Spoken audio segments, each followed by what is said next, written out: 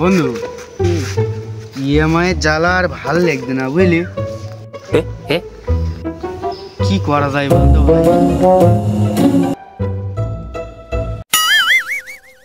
লিবি